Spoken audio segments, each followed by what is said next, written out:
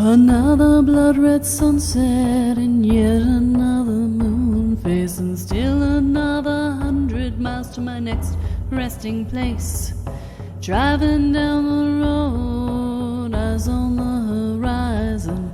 Within my car, I'm all alone, but feeling good and feeling strong, knowing that this path I'm on brings me to myself. I'm driving. Hey now all, I'm Joey C. Welcome back to another episode of Spirit Sherpa.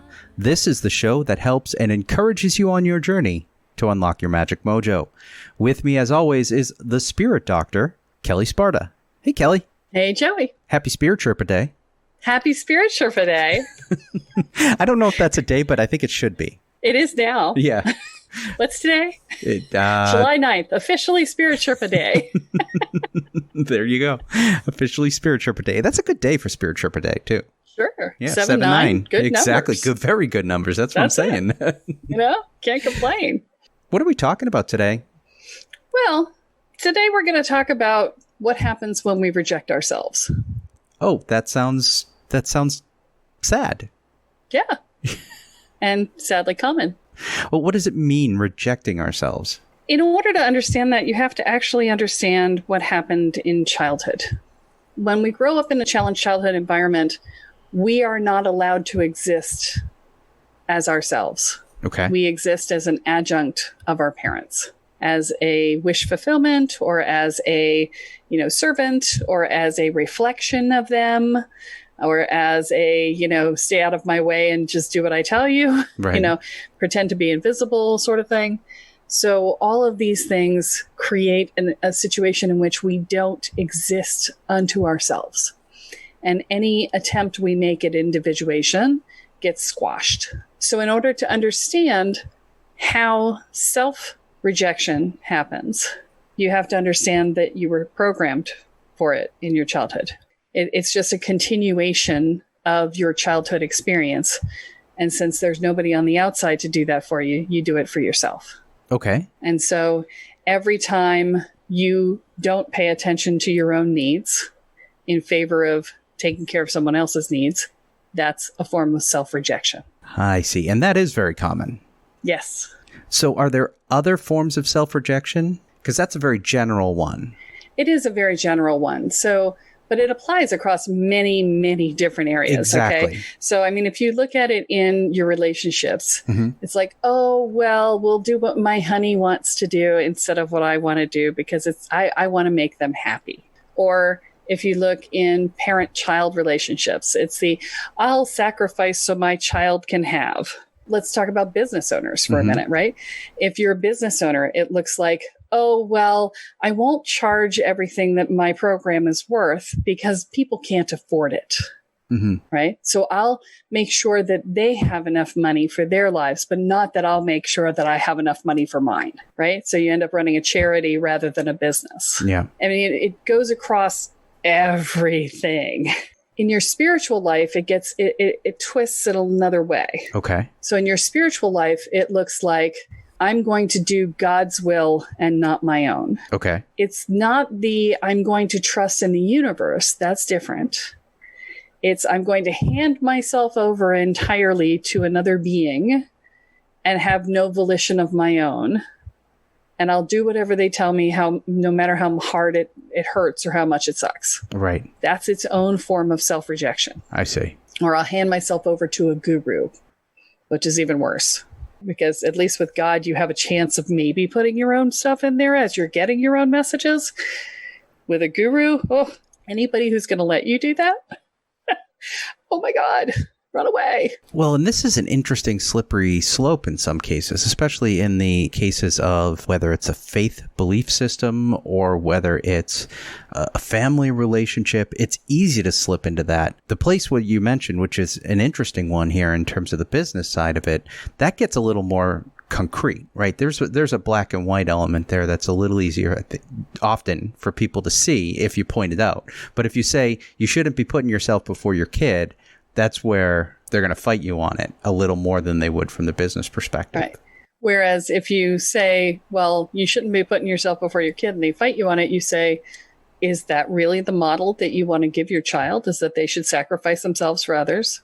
Because what you do is what they'll do. And, we have this very twisted society that says, yes, you sacrifice yourself for others. That's what you do.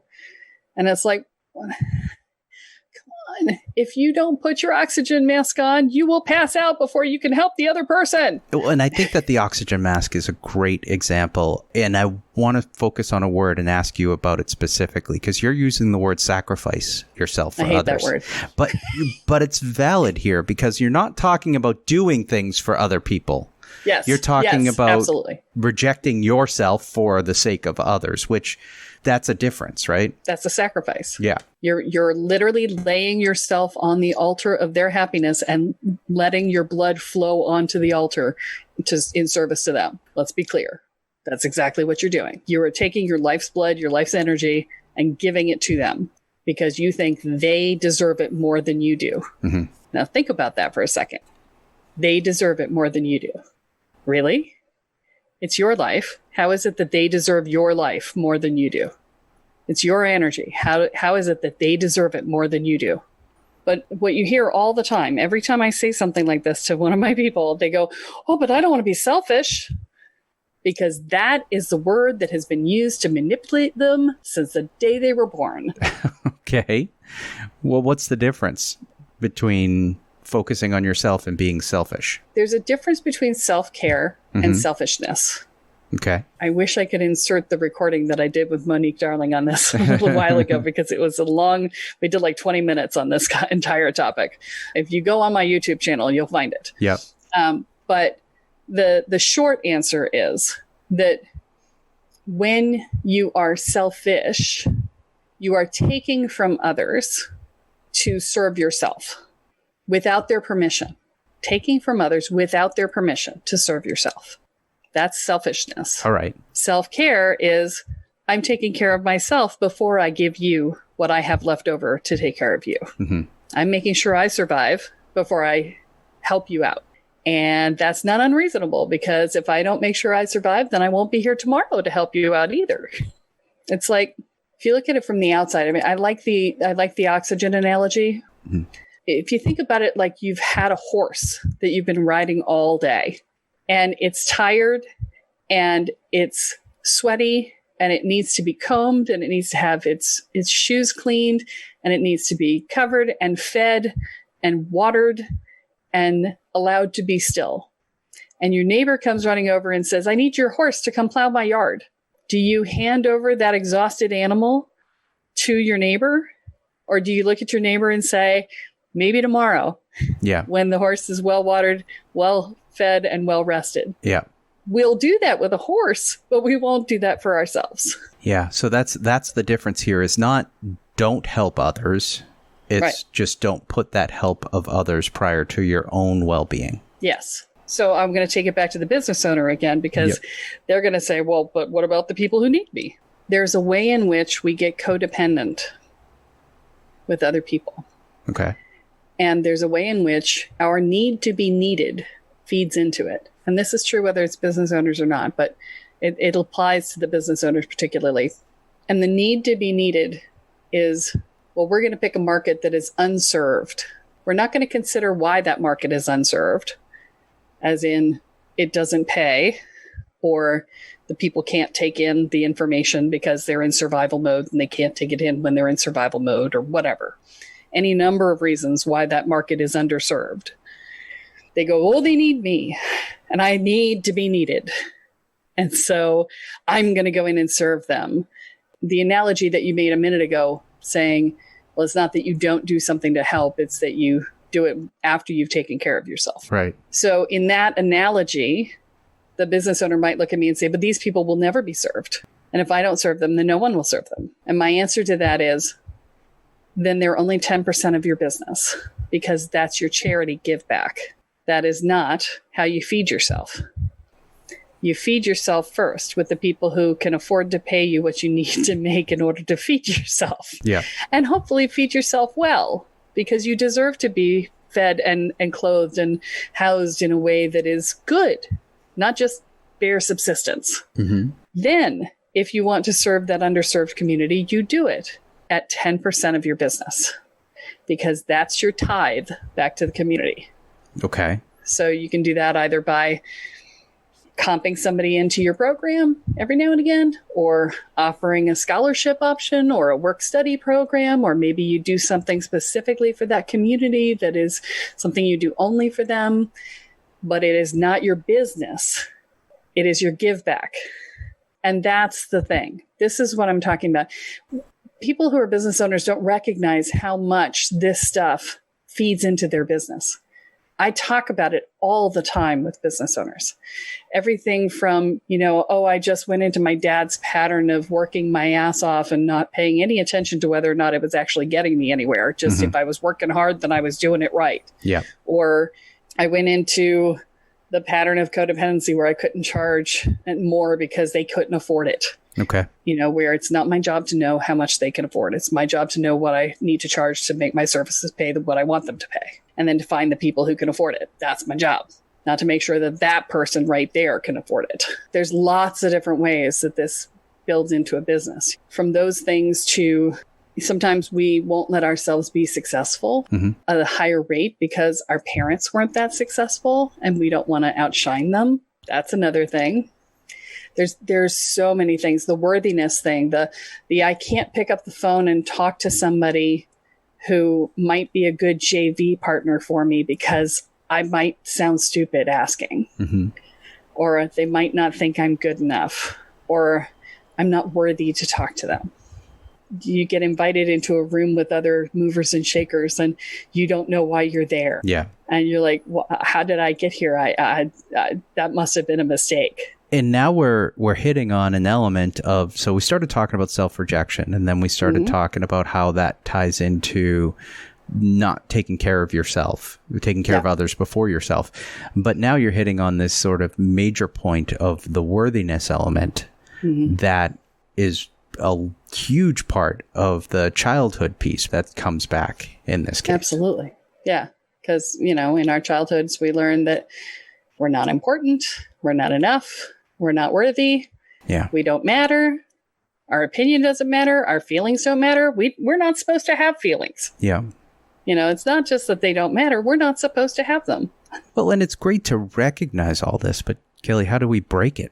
What do we do? I wish I could give you a quick answer right? for that. Exactly. Yeah. There's a reason they call it complex trauma. Yeah. It's not an easy answer. No. We talked about putting your own oxygen mask on first, and that's a good start. Reversing your priority list. I always tell people the very first thing you can do in this scenario is just reverse your priority list. Right now you're at the bottom. Put yourself at the top. That's a good start. Okay. Anything beyond that, it gets more complicated because you have to deal with the value issues of seeing your own value and internalizing that. And you have to see, you have to deal with your perspective and how you see the world. You have to deal with your coping mechanisms and how those are playing into things. There's a whole web of stuff that goes into this particular issue. And that takes a while to unwind. There's a reason my program's a year long. Yeah, exactly. And that's an accelerated program. And that's the super accelerated program. It took me 12 years, 15 years to get through all this stuff. I'm giving it to you in a year. That's a deal, man. And I had to just sort of fumble through and figure it out. You're having it fed to you. But yeah, it's a process. If it was easy, I would just hand it to you. You guys know that I give you stuff all the time. And this one just isn't. Yeah. It's a process. So, start by reversing your priority list, put yourself at the top and see what that does for your life. Well, and part of putting yourself at the top is finding programs and things to get yourself into to actually do the work on you. And for you in this case. And that's probably another key piece, I would think. A lot of people say, I'm so miserable or I'm so focused on the wrong things and it's affecting the people around me. So I need to do this work so that I can get better for them. Right. But often when you are trying to get better for someone else, you're never going to do it. It's got to be for you. And that's another part of this. So you're not going to be able to do that hard work until you've done what you said, which is take yourself from the bottom of the list, put it at the top, and start from there. Yeah. And, you just hit on something that that I've been hearing from people recently. I'm launching a new program called Enlightened Leadership, and it's specifically for business owners. And it combines the Mastering Spiritual Evolution program that I've been talking about for 2 years with a complete deep dive on your business over the course of a year. It's a mini MBA specific to your business. Very cool. It's awesome. And, as I've been doing this, I've been working with a new marketing person, and he asked me to put out a survey and ask people, how they felt about going into a program that was personal growth related. Yep. And I was surprised to see so many people come back with the answer, I'm afraid that if I look at my trauma, I'm going to break down and be non-functional, that I'm going to re-traumatize myself. Mm-hmm. That I'm going to fall apart. Yeah. I was really quite shocked to see how many people said that. Not because I don't understand it, because I absolutely do. Yeah. And right now everything is so much harder right now because of the pandemic, because of the civil unrest. The level of angst and anxiety that's normally just sort of right below the surface is now up over your head. Yep. So I get it. And it speaks to the fact that our culture doesn't know anything about spiritual work. Because, I get it from a therapy perspective, that fear may in fact be valid because you're going into your trauma when you're in therapy. Yep. That's part of what therapy is about. In a spiritual context, you're not going into your trauma. In fact, we specifically don't do that. If you need to go into your trauma, we actually send you to a therapist to go do that work because that's not what we do. What we do is we say, okay, what of your childhood experience is still acting on your life today? Mm-hmm. How is it impacting your life today? And then how do we adjust to have it stop impacting? Mm-hmm. So it's not a dive backwards into your trauma. It's a acknowledge where you came from, draw a red dot at the bottom of your feet saying where you are, and then find a way to move forward in a healthy, happy, peaceful fashion. Right. Now, is that always easy? No. It doesn't have to be that hard. Mm-hmm. A lot of times, especially in my first year of the program, a lot of it is just perspective shift. Mm-hmm. Learning to see the world the way that everybody else sees it. Because that's one of the things that happened to us when we were young, is that because we didn't get to exist, we don't get to see the world the same way everybody else does. Mm-hmm. We see it differently. And so learning to see the world different, it's brain bending. Yeah. It'll tweak your perspective pretty hard. And my marketing guy's been doing that for me recently. I've had my perspective tweaked really hard in the last couple of weeks. It's been really lovely. And I really like it when it happens to me because it doesn't happen that often anymore. So I'm really excited about it. But it can make your brain go, what? But then once you get to wrap your head around it, you go, oh. And when you're dealing with that level of work, the hardest part about it is the self-judgment. Okay. So, one of the things I try to tell people is, look, your judgment is not helping you. It's actually a resistance pattern. But the self-judgment is the hardest piece because either you say, oh, well, geez, I should have gotten this sooner. Yeah. I hear that all the time. I whether somebody's 30 or 40 or 60 or 80, they're like, I wish I'd gotten this when I was younger. It's like, yeah, everybody says that. Get over it. You got it when you got it, and it's okay. Yeah. You got it in the perfect time for you. That's when it was supposed to happen. Then it's I've been doing this to myself my whole life. I suck. And you don't suck. Yeah. You got trained to do it this way. Now you're training yourself out of it. That means you're rock. That means you're rock. You're awesome. Yeah. Because you figured it out. You know how many people don't? Tons. Millions of people never figure it out. So you're awesome for figuring it out. That's the piece that we're looking at here. And it's very interesting because I understand the fear. And in its own way, that fear is a resistance. Okay. There's a part of you that really wants to do the work, but then you find an excuse to not do it. That's resistance. Mm-hmm. The piece. And let me be really clear. In spiritual work, if you don't have a moment of, then it's probably not going to work for you. Okay. Because if there's no fear, then it's probably not going to change anything. The fear is the indicator that things will change. It's that element of discomfort, which goes with growth. Exactly. And of course, you hear people say, well, I don't want to become a cult member and I don't want to be proselytizing to everybody and telling people to come and join my cult. And, all that other stuff. And it's like, look, if you don't hand your power over to your guru, yeah, if you don't treat them like a god, if they don't try to separate you from your family and your friends, then you're not in a cult. Okay. Go look up the elements of a cult. Yeah. And make sure you're not doing that. And if you're not, then you're not in a cult. So that's an easy one. There are many, many lists out there that say, if these are the elements, then you're in a cult. The fear is that we're going to become somebody we don't recognize. And I think that fear actually stems from truth, because we are somebody that we're not meant to be right now. Is that a bad thing? It depends on who you become, I suppose. Right. Right now, we're somebody that is not our authentic selves. That's what your anxiety and your worry and your dread and your controlling behaviors and your inability to ask for help and you're feeling helpless and victimized and angry and upset and wanting to yell and scream, what about me? Mm-hmm. All of that comes from the fact that you are living underneath coping mechanisms and control patterns and belief structures that tell you that you're someone you're not. There's a lot to take in here, Kelly, as usual. Yeah. I got a little heavy today. Yeah. I got a call just before I came onto the podcast today from somebody who was melting down and having a lot of just everything was backing up on her. And I saw in stark contrast exactly how much pain she was in. Mm-hmm. And I just had a moment of going, yeah, everybody I'm going to be talking to in a few minutes is in exactly as much pain as she is. And I just really need to just talk to you. Yeah. I just need to tell you. I'm going to tell you the same thing I told her, which is that nothing changes unless you change what you're doing. If you keep doing the same thing you've always done, you're going to get what you have always gotten. Yeah. And if you want it to change, you need to reach out and make it change.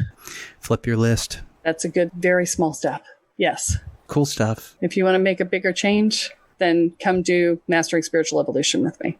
Or Enlightened Leadership if you're a business owner. This has been a good one, as usual. Yeah, but we can't stop yet. Well, no, we can't. I was going to take us into that, but why don't you talk about what's coming up? We got something exciting coming up with one of our friends. I'm excited. Well, so here's the thing, right? Colm Holland, the guy who did our 2-year anniversary episode about the secret of the Alchemist. Yep.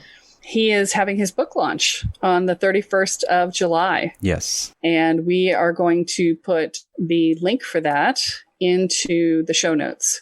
And I recommend that you click through as soon as humanly possible because he has been being interviewed by lots of people on this topic. And it's a virtual book launch. It is a virtual book launch, yes. So it's kind of cool. It's run by like Mind, Body, Spirit. Online. Yeah. Mind, Body, Spirit online. There's going to be a lot of cool things happening at it. And he told me there's only 200 spots left. Wow. There were only 200 left yesterday. Yep. And this is Thursday and you won't get this podcast until Sunday. So run and get your seat because if not, you may not get it. Yeah. Talk about the real deal. Man's awesome. Yeah, he's very, very cool. That was a great conversation with him. Just so that people know, it looks like it is Friday, as Kelly said, the 31st of July. It is a virtual event and it's taking place. It looks like it's 8 to 9 a.m. Eastern time. Yeah, that's Eastern here in the U.S. So do the math, calculate it back wherever you live, but that's very cool. And that's going to be a very cool event. It sounds like from reading through the thing, he's going to be doing it where he lives. He lives close to Glastonbury, as we talked about on the episode. And it's going to be a virtual event there. So it's very, very exciting. Yeah. So I didn't want you guys to miss out on that. I wanted to make sure we gave it a shout out on the show. Oh, so. No doubt. No doubt. Well, I guess that's all, except I think we need a Kellyism to get out of here. Let's see. What can I come up with for you? You matter. Act like it. All right. That's perfect. All right, folks. That is all that we have for this week. But be sure to join us next time as Kelly adds another chapter into your guide to energy, magic, and the spirit world. I'm Joey C. here with Kelle Sparta, and you have been listening to Spirit Sherpa. So long, everyone. Bye. I travel over 13,000 now. I'll leave behind a little fear. Spirit Sherpa is the sole property of Kelle Sparta Enterprises and is distributed under Creative Commons BY-NC-ND 4.0 license. For more information about this licensing, please go to creativecommons.org. Any requests for deviations to this licensing should be sent to KELLE@KELLESPARTA.com. That's Kelly@KelleSparta.com. To sign up or to get more information on the programs, offerings, and services referenced in this episode, please go to KelleSparta.com. This episode of Spirit Sherpa has been produced by Honu Voice Productions.